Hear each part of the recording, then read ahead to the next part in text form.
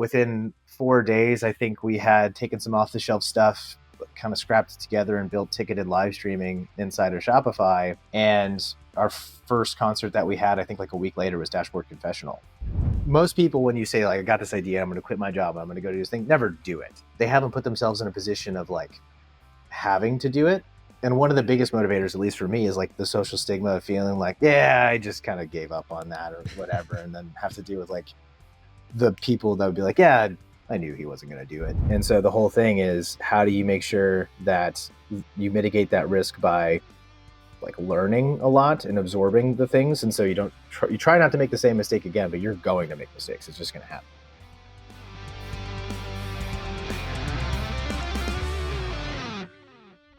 I read a post on LinkedIn recently that you posted, and I thought it was a really good introduction to Single and a bit more of a foundation to your story, I suppose. So if you don't mind, I'll take a moment to read your post and then use that as a springboard for this conversation today. Cool. Have at it. What you said was 7 years ago today, we launched Single. At the time, streaming was dominating the conversation, and while it opened new doors, it also introduced new challenges. Artists were relying on platforms that own the data, the fan relationships, and in many cases, the narrative. We saw a different way forward. What if artists didn't have to give up ownership of their brands? What if every interaction built their connection with fans, not someone else's platform? That's what we set out to do. Since then, we've reported over 16 million sales, supported 150 number one records, and helped generate millions in direct-to-fan revenue. From live streams during lockdowns to global fan communities, artists have taken what we built and turned it into something of their own. It's a really great introduction to Single and what you guys are about, and the fact that you started this 7 years ago and made a huge amount of progress in that time during what is a pretty difficult period for a lot of businesses, particularly small to medium businesses. So, if you cast your mind back 7 years, what I'd love to hear is a bit of the origin story of Single before you even had a usable product. Yeah, and it's hearing that read back to me makes it sound so much more impactful, especially with somebody with your accent. So it's great to hear it. I'll have you narrate my posts from now on. Yeah, I mean, all right. So I we can go like I think going even way back to just like to the beginning of why I do what I do and all of that. But so yeah, I mean, I grew up in the Washington D.C. area, and I was in bands. I was playing bass. I was like a big Chili Peppers fan and rock and punk and all that kind of stuff, and play with my friends. And I always wanted to do something in music. And so I had a teacher that at the time was my history teacher, and Mr. Sharble, and he told me that there was a school in Tennessee, and he had a thick country accent. He's like, you should check out my alma mater. And it was going down there. But it was MTSU, Middle Tennessee State. And there was kind of like, they had a recording industry program. It's outside of Nashville, family history kind of in the area as well too. And so came down to check it out, and it was kind of like exactly what I was looking for. Initially, I came down for production to actually like be a producer, but I took two production classes, and I was like, that's not for me. But I wanted to be around the stuff too. And kind of what ended up taking shape was I had a ton of friends in music. The culture, at least at the time, I haven't been there in a little bit, at MTSU was like house parties and house shows, and having like basically every house was its own venue. And it was mini ecosystem of like an industry in a town that had that stuff too, like venues and all that kind of stuff. So it was like this cool microcosm to test stuff out between like marketing and advertising and all that kind of stuff. It was a cool community. But while I was there, I kind of started taking shape as like the dude that would fix people's Macs and like help them when they were having like tech issues, but also was doing graphic design classes. So I would make people's posters and art and like help them make t-shirts and stuff like that too. So I've just always been very hands-on in the DIY space, but graduated in 2010, and my first was now co-founder, skipping around a little bit. The first person I actually met at MTSU is my now co-founder. So we've known each other for like 18 years now. Wow. But yeah, graduated in 2010. I was right in the middle of the kind of recovery of the recession. So finding jobs, especially in music, was tough. And so I wound up working my first job. So went from MTSU, moved up to Nashville. And my first job was at an Apple store. And so from there, I was doing sales, and I was one of the first people that was doing support. So I would half the day be selling Macs and Apple software, and then half the day I was doing Genius bar appointments. I wasn't a genius, as it's so called, but it was like right in this in between thing. So I was mostly helping iPhone users.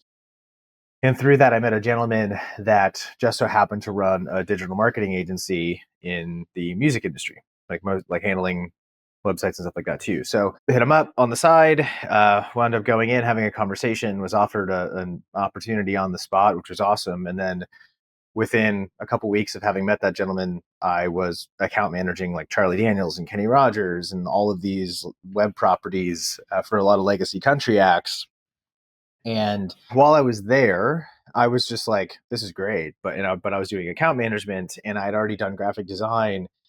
Management would ask me questions, and they would ask for things and how I would add it to the store so we could improve it, or new designs or anything like that. And I was tired of waiting on developers to do work that I was like, this can't be that hard to do. I mean, I can do graphic design. So I taught myself like the basics of front end development, and started making changes just like HTML, CSS, and all that kind of stuff. While I was there, they had purchased a company, like another startup. So this agency was called MCN. They bought another company that was called bombplates.com. And at the time, it was supposed to be like a competitor to like a Bandzoogle or a Squarespace or whatever. It was basically a website builder for musicians. They didn't have anybody running that. So they bought it, didn't really know what to do with it. And so I went into the CEO's office and was like, can I run that? Can I just like be a thing that I bring under my purview? So I had like my regular account management side, and then I had this bomb plates project, which was like the indie up. So it was like top down for the bigger country artists, and we had some other non-country, but then it was like bottom up for the bomb plates stuff.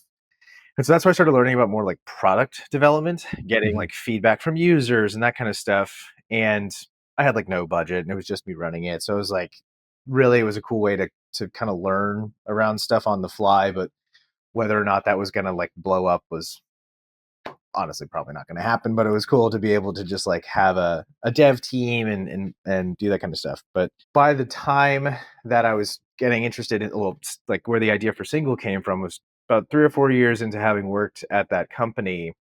They were mostly like a Drupal web development shop, a open source web platform. And so they were moving from Drupal to Shopify roughly 2014, 2015. And they were having issues creating a pipeline for SoundScan reporting. So you sell a vinyl, sell a CD, that kind of stuff, being able to do it now, obviously, and then also digital as well. I looked at the Shopify app store, and so I would like spend nights and weekends doing market research, and I built out a database that was just like who the art. I went down the Hot 100 and 200, and I was just like, okay, who's the artist, who built the website, and what platform is it on? So then when I saw that like a significant portion of the business was already operating on Shopify, then I looked at the Shopify app store and was like, there's not a Shopify app. And then knowing what I knew about the issues that they were having at the company, I quit my job and enlisted the help of one of my co-founder, one of my best friends, and first person I met at college, and was like, "Hey, this is an issue that they were having at MCN. I just quit my job to work, like, so I could try to start putting this together. Is this something you're interested in?" I was just freelancing, doing the stuff that I was doing there anyway.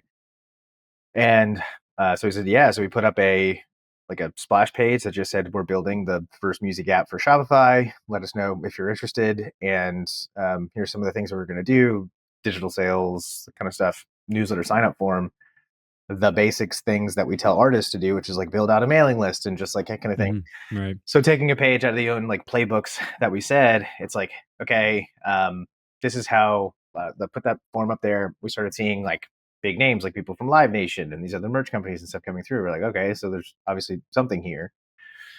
But the gist was, okay, if we start with this kind of simple ish thing, which is the data pipeline of being able to sell digital albums on Shopify in the same way you would sell them on like Bandcamp or something, Hmm. we can create a way for artists to be able to sell everything. The initial, actually, what I wanted to do, but we obviously decided against it, was be able to say like each individual storefront was its own node, and then you would have a single app where you could do the consumption of that music. Obviously, like this was 2018 when we started to launch it, and it's like 6 years into streaming and Spotify being here, and that was obvious. Like that's where consumption is going to be. So we were under no illusions that that was the case.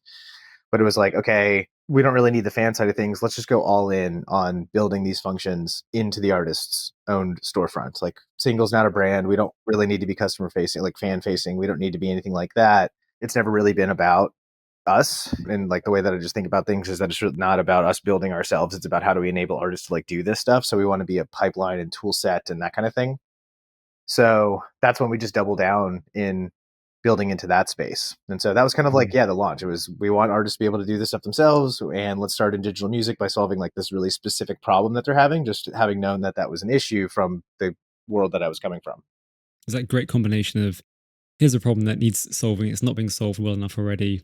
We found an addressable market, and then you went that proactivity and quit your job and just went all in on it. And yeah, obviously to your success 7 years later. So in terms of that MVP, I suppose when you first launched something to the market and asked for money back for it, what did that initial proposal look like? I think you mentioned about the digital downloads. Was that basically the feature, the key thing that you were pushing in the very first iteration? The very, very first iteration was that. It's funny because like the first customers that we had for that were Steel Panther, which is, if you're not familiar, you can go look them up, and then a Baptist preacher from Atlanta. And so it was like the Wow, most dichotomy that you could polar opposite. possibly have in terms of initial customers. But yeah, so it was that. But a fast follow on that was being able to report physical records. So like vinyl, CDs, and stuff like that. And we were also like under no illusion that at the time, a significant portion of the charts and back then was based around bundling rules. And a lot of the feedback that we got was, could you just make it easier for me to bundle the digital album with like a t-shirt? And then at the time that was chart eligible. So we saw a good pop like in revenue and things like that by just adding in that one tool set based on user like feedback and features. And that was kind of the main thing. But yeah, really Mm, things started to ramp up in terms of who we were working with and the projects and the caliber of artists when we started adding in physical. Our first record, like physical record that we reported for was Casey Musgraves. I think it was Golden Hour, but I could be wrong on like specifically the times. mm. It's been a little bit. Yeah, so the preacher and the Steel Panther made me think of if you describe things a certain way, you can have two very different people grouped together in the same way. And Yeah. Prince Charles and Ozzy Osbourne. One at the time was the Prince of England, and the other one was the Prince of Darkness. Both the same age, Yeah. background from UK. It's Like it's a very, very big pool. segment well. But yeah, so that MVP. So how did you validate it? Was it just a case of you started earning money? How did that validation come? Yeah, kind of. I mean, part of it was we had put out that form that was just like, hey, if you're interested. And so we just started doing sales conversations before we even like really finished the product and started getting feedback before that. But then once, yeah, you make your first sale, you make your first dollar, that's like a pretty cool indication that things are going in the right direction.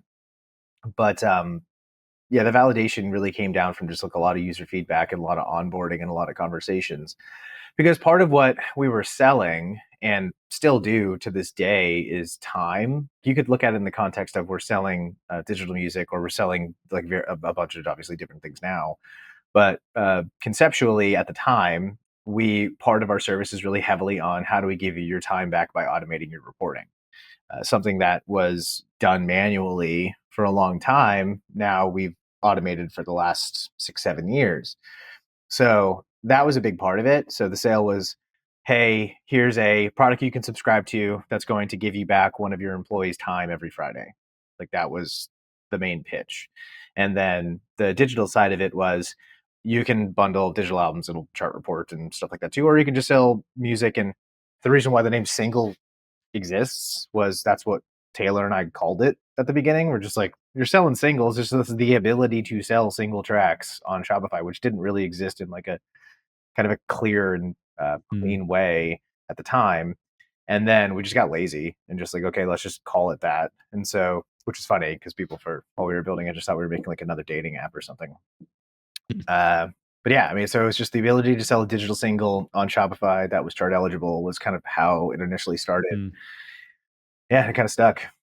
Yeah. So, what did the analytics look like? You said it's all about saving time. So, what sort of things were you giving to artists? Well, I mean, thinking on the time perspective, the again between digital and the reporting aspect of it, you have to imagine that it's not like Adele or somebody like that is managing their storefront. They're using a third party contractor to run those things. And so we told those folks that, hey, here's a way that you can get your time back, because basically it was like go through your storefronts, export CSVs, apply rule sets, like do all of these different things that are increasingly more complex over time.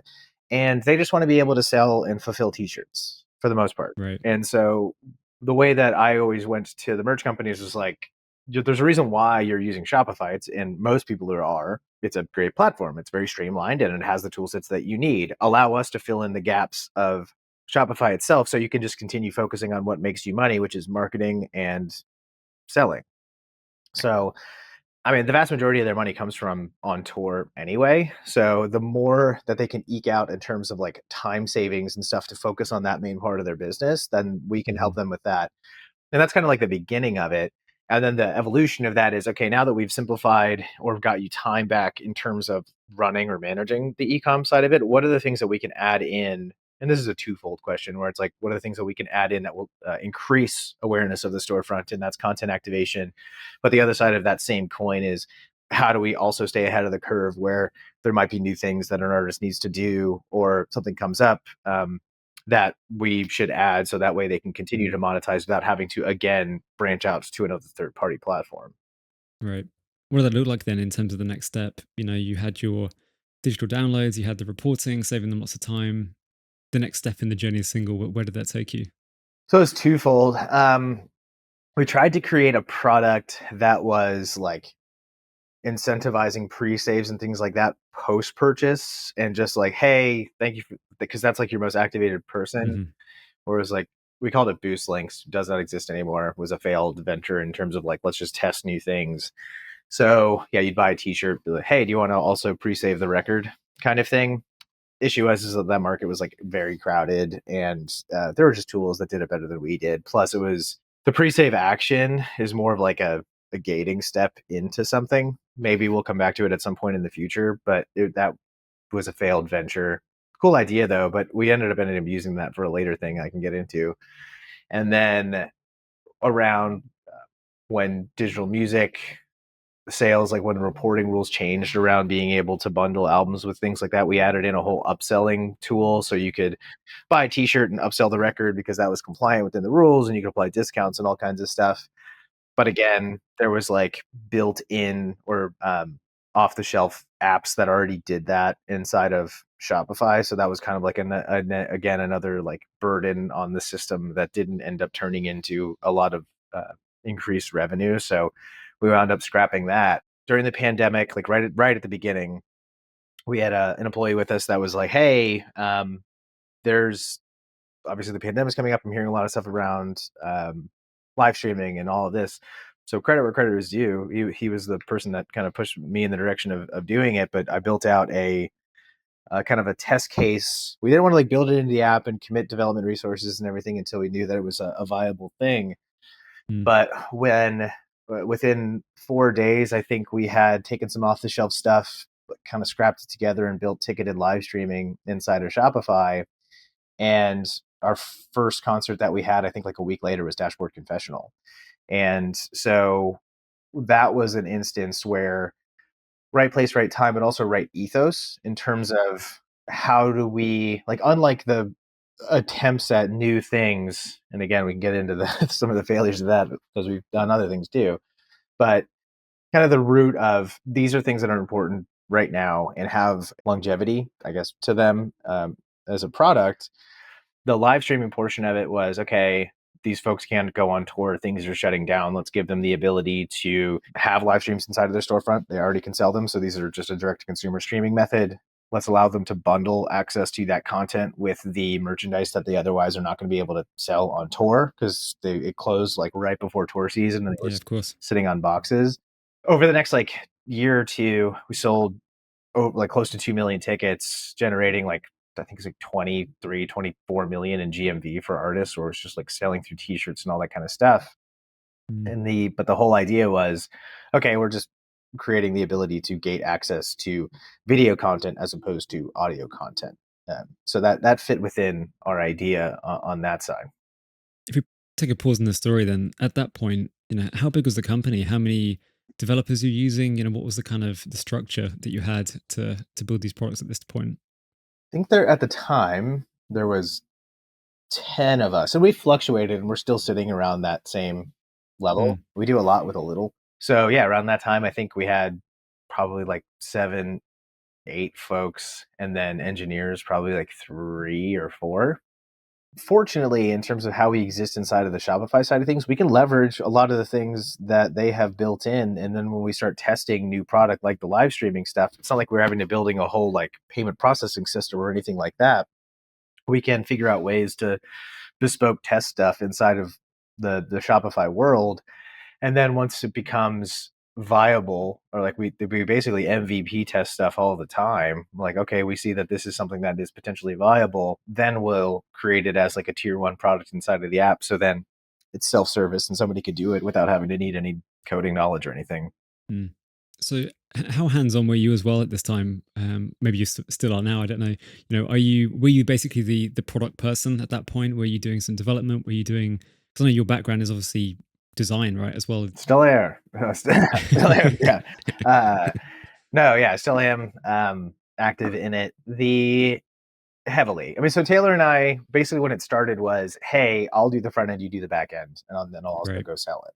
So his job is a lot harder technically than mine. Mine, like, it's bootstrap and making some columns and figuring out where things should lay out and putting a bunch of like information as much as possible. And so it's like I'm good at Tetris. So let's see if make this fit here. I by no means think that I'm like the best UX designer or anything like that. I think I'm a average or above average. And so that way, like it's usable and we try to make it like pretty and all that kind of stuff too. So eventually we'll hire somebody and we can beef it up and all of that. But yeah, I mean, at the time, it was almost entirely me from the design perspective of how it would work out. And then over time, it's kind of stayed a little bit like that. And I think that we are getting to the point where it's like, it's something that I want to be able to pass up to somebody that definitely has like more experience in that. Mm, mm. So, moving on then to the next stage of the journey. What came after that live streaming piece? I mean, I know you've delved into Web3 and NFTs and stuff. Was that the next part of the journey, or is there something else before then? Yeah. So the next phase was we were doing a album release for Kings of Leon, and they had done an NFT release through with like Yellowheart, I think is who it was, and it was like right at the head of it. And there's a couple of folks on staff that are like big on the Web3 side of things, and I was like, I don't know what that is at all, but also we need to stay ahead of it. So as I started like researching more into it, I definitely can see the merit in the technology, but the way that I saw the use case in music was primarily as a another gating or access system. So you can buy like I mean, through live streaming, you would just buy it. We use the Shopify accounts, customer account system, and you get access to the content. Well, if you wanted to be able to have like a collectible or a token that's granting you access to that, so token gating things, I could see the natural progression of that, but also being able to Mhm. say like, hey, if you buy a T-shirt, you get this token, and the token unlocks, and that token can also be used for future things, or you could use it from like store, like cross storefront kind of stuff. So there's definitely a lot of ambition in what that technology can do. I think that it didn't catch on with the fans. It didn't solve like enough of a problem for the fans that otherwise couldn't be solved with just a login and more traditional methods.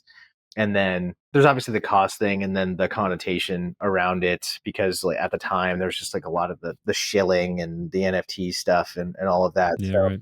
technically it worked. And it set us down the path that we were on, but that was actually what that particular edition was the thesis by which Shopify wound up investing in Single was wanting to stay ahead of the Web3 curve and things like that. But it was also part of the reason why like we grew a lot and then ultimately got really top heavy and it really, really hurt the business in the long run. So yeah, I mean, it was one of those things where like we tried, we took a gamble on it, and then from a product perspective, it worked, and I think that it was actually like a pretty compelling product, but it just didn't end up working out in the market. So, I mean, do you still have the integration with those NFTs into the platform, or is it something you just discontinued at this point? No, it's in there. I mean, It's in there. It's we'll just not as utilized as much as, I guess, other things. yeah, exactly. And we may end up deprecating it. Who knows? But Mm, the main bit around it is, or the way that I'm trying to like productize the whole thing is, and this leads us actually into the next. It's a good kind of segue, but the in terms of like subscriptions and memberships and stuff like that, the way that I see Single as a product shaping out is you have access types and content types resting on top of the ecom platform. In this case, Shopify. Maybe eventually we add more platforms, but that's where we're exclusive to for now. So you have from an access type, buy, rent, subscribe, and tokenize. Again, whether or not the tokenized stuff stays around very long, but in that, buying audio is selling an album, and so that's chart reportable, and that means that it's like hmm a secondary effect of selling audio. Renting access to video is pay-per-view. That's a live stream ticket. That's a multitude of different things. Subscriptions in front of video is SVOD. That's Netflix. That's that. Subscriptions in front of discounts or things like that in front of something else, then that leads to like Amazon Prime or something like that. So it gives a lot of flexibility around that. And so what we're trying to do with our membership stuff and subscriptions is build it out where you have a membership that can create Patreon-like experiences. It can create vinyl clubs. It can create all kinds of different things. It can create SVOD, create Netflix. We can use the rental portion to make live stream ticketing, one-off passes, that kind of stuff. And then the access layer is text, images, audio, video, and product. So it's really just be able to piece all that kind of stuff together. So yeah, it's really just we see Web3 and the token stuff as just another access type. The NFT side, before the call, actually, I Googled, I started typing in art NFTs into Google. And the first recommended auto suggested responses were, are NFTs dead? Are NFTs worth anything? Are NFTs coming back? Are NFTs still relevant? And I know it was a very big boom around the 21 kind of period, which is obviously the big mania phase of the last crypto cycle, right? Around that time. And with the, not to make it too political direction, but with Trump coming in, today we're recording on his inauguration, Yeah. and he's very pro crypto, right? He's the first pro crypto president. He's talking about a Bitcoin strategic reserve. So there's all this exciting talk about Web3 crypto. With that in mind, do you think this new regulatory environment, which we might be entering into, could bring a kind of second wave of those NFTs potentially? I don't know what you think on that potential. Potentially, but I think that you still have the same problems as before. You have to have the fan buy-in in order to make that be valuable. A lot of the crypto trading and things that are making it exciting to the that deregulatory environment is still around token trading, Mhm. gambling, speculations, and things like that. The average fan doesn't look at the NFTs in that context in terms of the secondary value, secondary market trading, all that kind of stuff. So really, it comes down to what's the first order value of that particular NFT. So we may end up like, I mean, that's part of why the reason why we haven't completely deprecated it is we'll see. And so it's kind of sitting dormant. And we've done large projects for people like Eric Church where we minted hundreds of thousands of different tokens and stuff like that. And they have some long term plans around what would they want to do with those. But Mm. in the grand scheme of things, it comes down to, well, okay, it's you don't want to create something that's basically just in guessing what the fans are actually going to do. Sometimes, obviously, that works, but the flip side of it too is that I think that there's an uphill battle in terms of connotation for a lot of those folks now. On the membership subscription side, then, um, outside of NFTs, I assume things like Patreon could be potential competitors to that and on your platform. Is that fair to say? Is it a different approach to that membership subscription model? And from your perspective, what are you thinking about in terms of that differentiation? From things like Patreon in the market. I mean, we absolutely see it as a long-term competitor too. I mean, there's a lot of people that have a Patreon account and a Shopify storefront, and our point is hmm that those can just be the same thing. Feature parity, still working on in terms of certain things. I mean, we're obviously taking a very music-centric approach to begin with, but I think of it as fairly simple in terms of it's a connotation thing, right? In terms of building other people's platforms and stuff like that too. You're never going to Mm. see Taylor Swift or Metallica have a Patreon account because the connotation is that's a millionaire that is trying to generate money through that platform. Plus, on the flip side, is you're never going to have uh, Taylor Swift or Metallica or somebody like that play second fiddle to somebody like Patreon or another platform. So the idea is if we can build tool sets that in the same way as these artists or major label artists or brands, then if it exists inside of Shopify, they can always own that branding. There's also the piece, and this is just my educated guess in terms of just like a long history of doing this, is where the vast majority of like the larger the artist is, the less likely that they're using the membership for something like revenue generation. They're using it largely for data collection, which then in turn Mm. can be used for revenue generation through selling tickets and merchandise and all of the other things. Whereas the smaller artist or the artist that's beginning to develop an audience, those are the ones that end up monetizing more often because they need money to survive and create their art. So we're trying to attack it from both perspectives, where you can have free memberships and you can have paid memberships, and you can treat it like a traditional fan club, or you can treat it more like a Patreon, free or paid. So that's definitely the long term. But the good thing is that if you are starting, let's just say you're starting on Shopify and you're using Single on there, then nothing's future proof by any means. It would be silly to say that, but I think it's the most future proof setup that I could think of, because if you're a smaller artist just starting out, you can have a Shopify store using Printful or some other print on demand. You can use Single to effectively create Bandcamp and Patreon. And then as you grow and you move into needing chart reporting and larger things, you can either turn off the paid community and have it be free, and you have the exact same people that you had before, and you already have the same database and CRM because you haven't had to change and you haven't bifurcated your data from day one. So it just puts you on like a much better footing in the long run, I feel like. Plus, it just gives you the ability from day one to own your brand and your artist, the whole Mm. ecosystem. At that point, then, we talk about the membership subscriptions, NFTs, analytics, digital downloads. What was next? I mean, are we at the point where it's pretty much where your current product set looks like and feature set? Is there anything else more recently that you've really been focusing on beyond those membership and subscription pieces? Product wise, well, certain things I can't necessarily go into. Sure, there's stuff that we have that's coming up in this year that we're very excited about, working with other folks and like partnerships and Mm. stuff like that, that I think that will be announced soon, that are going to be very exciting. We're very close in terms of my vision 2 years ago, year and a half ago, where it's that modular approach. And so you can do, well, one, a gating type to the content type in any type of fashion. Little work to do there, and that's kind of where a focus is right now. And then the real phase that we want to do with it is we have a lot of analytics and a lot of data that just isn't surfaced into the app yet, and so we want to Mm. be able to do that as the next phase, to where you're showing you've got the data that's inside of Shopify. You have the most important data. You have the where they're located, you have their name, you have their email address, you have their all the kind of stuff. That's just native Shopify stuff. Where it becomes interesting with Single is when we start baking in things like community and all of the other ancillary activations, taking that data and overlaying it inside of that person's Mm. history and stuff. So then analyzing against it to say, what what's the behavior profile of somebody that is spending the most money and that kind of thing. So Mm. that's where we want to go in the long run. But right now, we're still kind of in the platform phase with some good analytics in there right now. But I think that we can just be really, really powerful with it over time.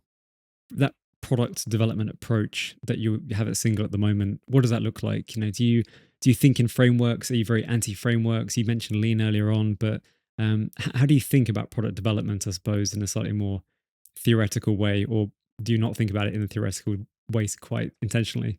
I don't think about it in theoretical ways. A lot of what we build is, yes, still determined by me. We jokingly call it a light democracy, where we'll put it out there in terms of what the ideas are, the directions where we're going. But we try to have like a really open from everybody in the company, like what ideas and what they're hearing and stuff like that too. But a lot of the direction that we take just comes from the fact that I still do a lot of sales. And so going and talking to customers and hearing what their thoughts are and looking at market trends in terms of what competitors are doing, or what the next like what seems to be the wind, where the winds are blowing, and using that to come up with ideas. So sometimes it's, hey, we're seeing this is becoming a thing. We've gotten a lot better about trying not to chase everything. Really, it fits if it fits within that core model a modular model, then it's something that we'll consider. And then once you build that modular portion of it, then you can start adding in specific features within those modules to increase the Mm, value of them, like more perks that exist like solely within the context of memberships that don't make sense in terms of selling something or something like that, like a one-off purchase versus a membership. So a good example is, so we have text, images, audio, video, product. If you're buying a product, that's native Shopify. We have nothing to do with that. But if you wanted to put like a gate in front of product to make the product exclusive, that's where we would come into play. So if it fits within that framework, then we'll do it. And then the other side is just listening to a lot of feedback, which we get a lot, which is great. And I don't take any feedback as negative. We get people hit us up all the time, or I mean, when you put yourself out there, some people will call certain things crap or whatever. And we also know that when we're trying to develop new things, that it's in a phase of product development. So it's just a lot of feedback, a lot of listening to our customers, and then a lot of just like trying to stay ahead of the curve by paying attention. mm. Yeah, it sounds like you're on the front line. You're getting a huge amount of feedback, a lot of data to work with. So, how are you deciding what to do next? From your perspective, you're like democracy. What do you wait? How are you doing that approach of okay, we have all these things we could do. Let's do this. What does that look like? We still run a company, so we tend to follow sometimes where like, okay, what's going to keep us in a sustaining a business. So there is just that reality. But the way that I've tried to always keep it in line in my head is we're trying to build tools and services that enable artists to sell more. And then we participate in those sales sometimes. So if you're selling a ticket, obviously we have our 15% on take rate on that. It's similar to other platforms and stuff, and then physical reporting and all the other things. So our success is tied to the artist's success. So it gives me a fairly clean conscience when it's like, okay, we want to add these things because we know that it's going to generate revenue for us. But in turn, the only way that we generate revenue is that it's generated revenue for them. So it enables me to be like, yeah, we have to make money. We're a company, but at the same time, too, like we make tools that enable artists to sell things. So we tend to take a high level approach of here's all the things, and then what do we think will lead to uh, like what's a long term and a short term. So we will often split like, okay, this is going to help our enterprise products. This is going to help our community products, like what we would consider more of like our retail or SMB side of the business, just thinking about it internally. And then we'll take a sprint of like, okay, we have to really serve our core enterprise clients. Okay, that was great. Let's go back over and do a sprint on the retail side of things. In between those, oh, there's like some small low hanging fruit or a bug that exists on either side of things. Go fix that. But we try to stay within the context of like larger kind of goals intermingled with just like short things mixed in between them. That's at least my side of things. Taylor would probably tell you that I just throw things at him sometimes, and he's the managing the dev team and CTO side. But that is my goal, at least. So, you've had a quite an amazing journey over the last 7 years, where you've taken single. So, what wisdom, what lessons can you share with some people who are maybe thinking, I really want to start a business in the music industry that I love. I want to do something with tech. I want to build a product. I want to create an MVP. I don't know. What can you recommend to them to think about, in that journey right at the beginning, which maybe would have been really useful for you to know at that time at the beginning of your journey?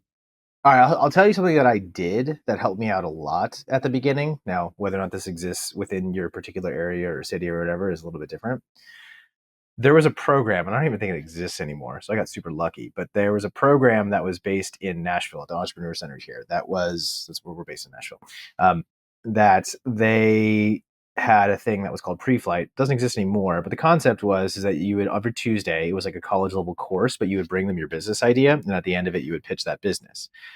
During the day, though, there was a catalog of mentors that you could book meetings with, and I think it was like this was in 2016. I think it was like $1,200 or something like that for the whole 6 week course or something.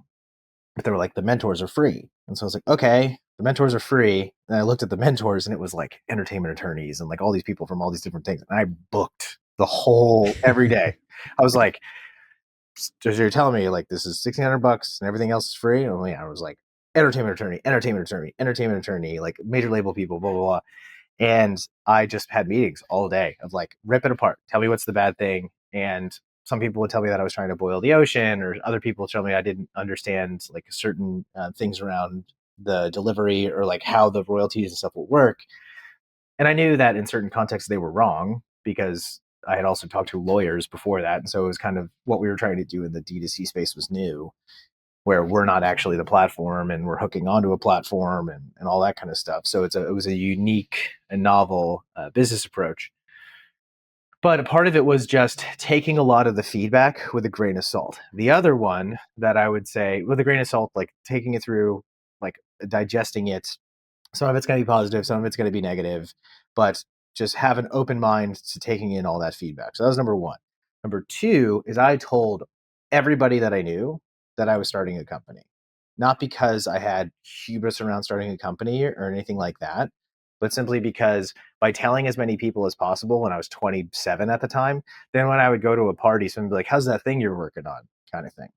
So it gave me like a social contract with all like Mm, my community of friends where they're like, most people, when you say like, I got this idea, I'm going to quit my job, I'm going to go do this thing, never do it. They haven't put themselves in a position of like having to do it.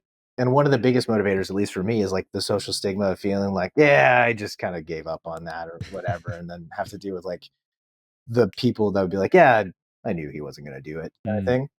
So that was a mental model for myself, which was just tell everybody about it. And so then that was getting me to hold myself accountable by using like social interaction as what would hold me accountable.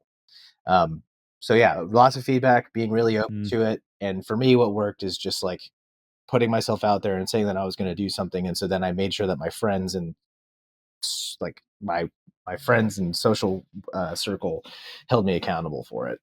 I think a couple of the main things that I've got from this discussion is you have to be proactive and take risks. You have to get out there.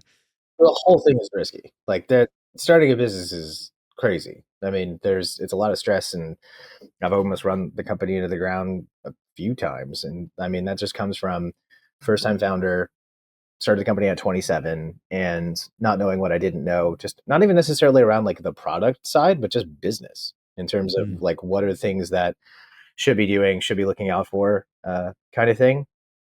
So I feel like we've matured a lot over the since like having launched it, and I definitely know how to run a company a hell of a lot better than I did at the start. But yeah, it's risky as shit. I mean, honestly. And so the whole thing is, how do you make sure that you mitigate that risk by like learning a lot and absorbing the things, and so you don't you try not to make the same mistake again, but you're going to make mistakes. It's just going to happen. What you've talked a lot about is about being on the front line. It's talking to people. It's about getting out there, understanding, empathizing with people, what their problems are, what the good things are, what the bad things are. And that sounds like it's been very fundamental to building Single to what it is today, and you're still doing that today by the sounds of it. Yeah, I mean, because the way that uh, I look at selling, if you will, is it's just relationship building. And so you're going and talking to people, and what ultimately what you're trying to do is solve problems. That's what every business is basically. And when you're selling something, you're trying to solve a problem, and you could apply that logic to almost everything, even so far as fashion. You're trying to solve yourself looking like a schlub or some social thing or whatever. So I think that talking to folks of what problems are you having? What have we solved them for you? Like is the product working in the way that you hope that it would? Where are the shortcomings that you see in it? You're not going to hurt my feelings. And then they tell us. And then if you hear enough people telling you the same thing, that's a pretty clear indication of what you need to work on. I think that's a really good place to stop the recording. And yeah, Tommy, it's been really fascinating. And thank you so much for sharing your journey with everyone and some of the lessons you've learned along the way. Yeah, thank you so much. I really appreciate you reaching out, and it's always fun to kind of have a nice tea and just talk over the last Exactly. few years. And like I said, I'm probably going to have you narrate every milestone that we have. It sounds a lot better coming out of you than it does me. Awesome. Well, yeah, thank you again. And I mean, just to sign off, I mean, where can people find Single and yourself online? So I'm not a huge social media person. I'll be completely honest on that side of things. But you can find me on LinkedIn, on there too. And then where I post some musings doing similar interview style stuff like this with my marketing folks. But then you can email me always, Tommy at single.xyz. And then single.xyz is our website, which has plenty of information on it and case studies and things that we've worked on. But yeah, hit me up.